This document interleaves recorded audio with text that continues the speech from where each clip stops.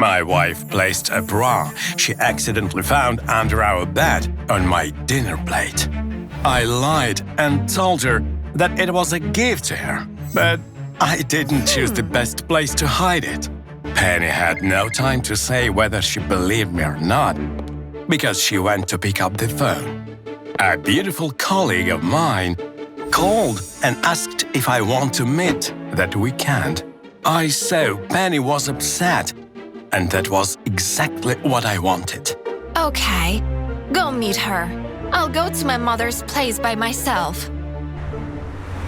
I was not planning on spending the weekend with my mother-in-law. I said goodbye to Penny and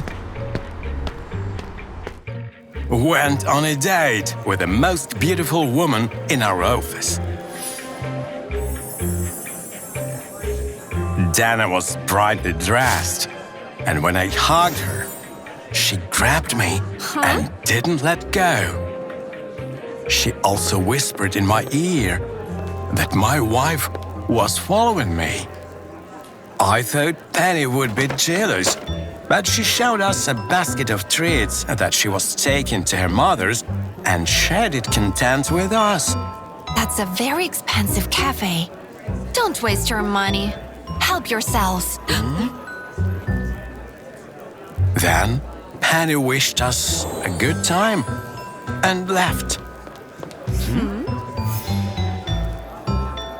After waiting a bit, I called Dana into the restroom and took off my shirt.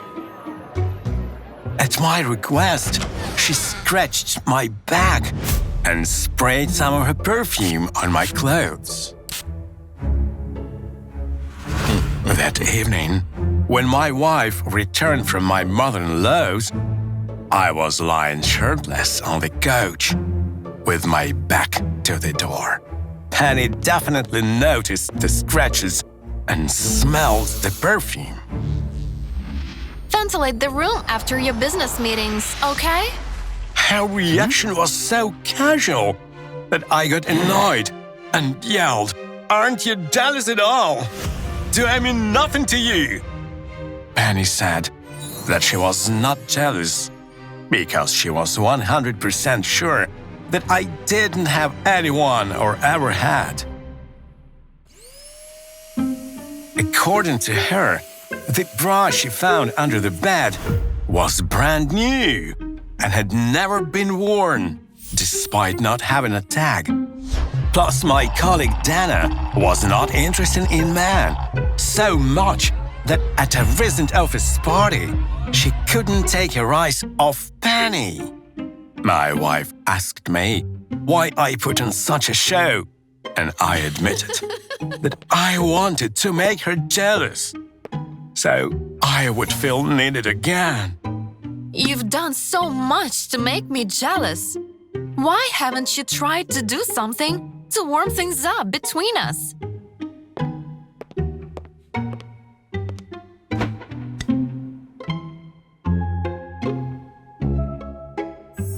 Her suggestion was so casual. She said I could have bought her a bouquet and that she wouldn't have complained about it. I did exactly as she said, and more. I put the flowers in a vase, ordered some food, and lit up the fireplace. However, Penny didn't look happy. What? What's wrong now? I went to talk to her, but suddenly slipped on the wet floor and fell. As it turned out, some water had dripped from the vase. Penny wasn't surprised at all, as she knew that the vase was cracked. I was indignant. Why didn't you warn me? Honestly, I wanted you to notice that crack. Penny told me the vase had been cracked for a while, ever since we moved from our small apartment into that house.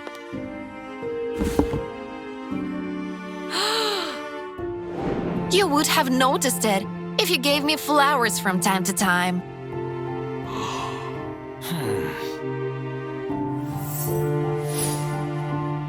Penny walked away, and I was left alone, sitting in a puddle. We moved into that house 5 years ago. Back then, it seemed like we had a bright future ahead of us. But it was all an illusion.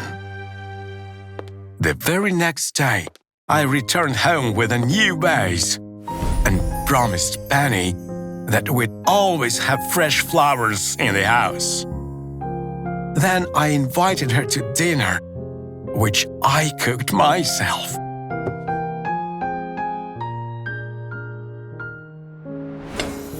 Wow! For the first time in several years, we talked all evening. What happened made me realize one thing. A fireplace can warm up a room, but only care and attention can bring true warmth into a house.